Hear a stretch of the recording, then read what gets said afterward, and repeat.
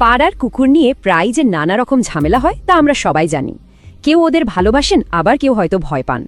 কিন্তু কে ঠিক আর কে ভুল, এই বিতর্কের সমাধানটা আসলে কোথায়? এর উত্তর কিন্তু আমাদের আইনেই লুকিয়ে আছে। চলুন আজ আমরা সেই আইনি দিকগুলো নিয়েই সহজভাবে আলোচনা করি, যাতে মানুষ আর পশু সবাই মিলে শান্তিতে থাকতে পারে। আজকের এই আলোচনায় আমরা প্রথমে বোঝার চেষ্টা করব যে এই সমস্যাটা ঠিক কেন হয়। তারপর আমরা জানব যে কুকুরদের এক জায়গা থেকে সরিয়ে দেওয়াটা কেন কোনো সমাধানই নয়। আর সবশেষে দেখব আইন আমাদের একসাথে থাকার জন্য ঠিক কি কি পথ দেখিয়েছে। পুরো বিষয়টা আরও সহজে বুঝতে চলুন আমরা দুটো আলাদা দৃষ্টিকোণ থেকে ব্যাপারটা দেখি। একদিকে একজন উদ্বিগ্ন বাসিন্দা আর অন্যদিকে একজন আইন বিশেষজ্ঞের মতামত। আমাদের আশেপাশে যে কুকুরগুলো ঘুরে বেড়ায়, আচ্ছা ওরা কি আসলে আমাদের বন্ধু নাকি একটা ভয়ের কারণ? এই প্রশ্নটা কিন্তু আমাদের প্রায় সবাইকেই ভাবায়।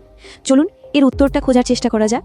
একটু খেয়াল করলেই দেখবেন এই প্রাণীগুলো কিন্তু বহু বছর ধরে আমাদের সমাজেরই একটা অংশ হয়ে গেছে। এই ছবিগুলোর মতোই আমাদের অনেকের জীবনে এদের জন্য একটা আলাদা জায়গা আছে। তো এখানেই সবচেয়ে বড় প্রশ্নটা আসে যে কুকুরগুলোকে এলাকা থেকে সরিয়ে দিলেই তো হয়, তাই না? কিন্তু এটা কি আদৌ আইনসম্মত? আর এটা কি কোনো কাজের কথা? অনেকেই তো ভাবেন সোসাইটি থেকে কুকুরগুলোকে সরিয়ে দিলেই তো সব ঝামেলা শেষ, কিন্তু আইন কিন্তু একদম স্পষ্ট করে বলছে যে এটা করা যাবে না। ভারত সরকারের অ্যানিমাল বার্থ কন্ট্রোল বা এবিসি নিয়ম অনুযায়ী কুকুর সরানোটা পুরোপুরি বেআইনি। আর এর পিছনে শুধু আইন নয়, একটা জোরালো বৈজ্ঞানিক কারণও আছে। এই ব্যাপারটাকে বলে ভ্যাকিউম এফেক্ট। ভাবুন তো, যখন আপনি আপনার এলাকার চেনা টিকা দেওয়া কুকুরগুলোকে সরিয়ে দিলেন, তখন কি হলো? একটা খালি জায়গা তৈরি হলো। প্রকৃতির নিয়মে সে খালি জায়গাটা দখল করতে বাইরের নতুন কুকুর চলে আসে, যারা আপনাকে চেনে না, আর তাদের টিকাও দেওয়া নেই। ফলে এলাকা দখলের লড়াইয়ে কামড়ানোর ঘটনা আরও বেড়ে যায়। মানে সমস্যার সমাধান করতে গিয়ে সমস্যাটা আরও জটিল হয়ে ওঠে। তাহলে আসল কথাটা কি দাঁড়ালো? বিজ্ঞান বলছে এটা কাজ করে না, আর আইন বলছে এটা করা যাবে না। মানে কুকুর সরানোটা শুধু যে কোনো সমাধান নয় তা নয়, এটা পুরোপুরি বেআইনি। ভারতের এই পশু সুরক্ষা আইনগুলো কিন্তু এমনি এমনি তৈরি হয়নি। এর পেছনে একটা আন্তর্জাতিক দর্শন আছে, যা বিশ্বজুড়ে স্বীকৃত। এই দর্শনটার নাম হলো পঞ্চ স্বাধীনতা বা 5 ফ্রিডমস। এটা পশু কল্যাণের একটা বিশ্বজনীন মানদণ্ড, আর আমাদের দেশের আইনও এরই ওপর ভিত্তি করে বানানো। ব্যাপারটা খুব সহজ। এর মূল কথা হলো প্রত্যেকটা প্রাণীর অধিকার আছে খিদে তেষ্টা থেকে মুক্ত থাকার, আরামে থাকার, ব্যথা বা রোগ থেকে মুক্তি পাওয়ার। মানে ওদের একটা সুস্থ আর স্বাভাবিক জীবনযাপনের অধিকার আমাদের নিশ্চিত করতে হবে। এবার আসি 2023 সালের আইনের সবচেয়ে বড় পরিবর্তনটায়। এটা কিন্তু একটা যুগান্তকারী বদল, যা এই প্রাণীগুলোকে দেখার আমাদের দৃষ্টিভঙ্গিটাই পাল্টে দিয়েছে।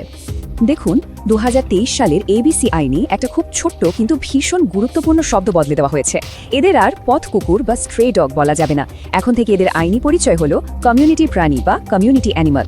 ভাবছেন একটা শব্দে কি আসে যায়? অনেক কিছু।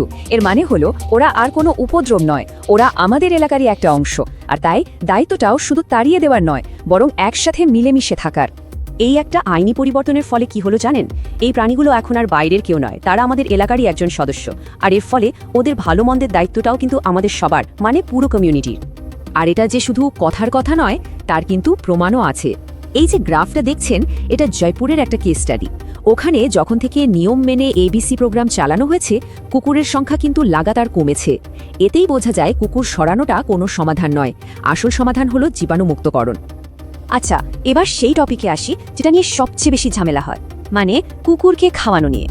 অনেকের মনে এই প্রশ্নটা থাকে, বিশেষ করে যারা অ্যাপার্টমেন্ট বা হাউজিং সোসাইটিতে থাকেন, যে কুকুরকে খাওয়ানোটা কি আদৌ আইনসম্মত? রেসিডেন্ট ওয়েলফেয়ার অ্যাসোসিয়েশন বা RWA কি এটা বন্ধ করে দিতে পারে? আইন কিন্তু এই ব্যাপারে একদম পরিষ্কার। 2023 সালের এবিসি রুলস অনুযায়ী কোনো RWA কুকুরকে খাওয়ানো বন্ধ করতে পারে না।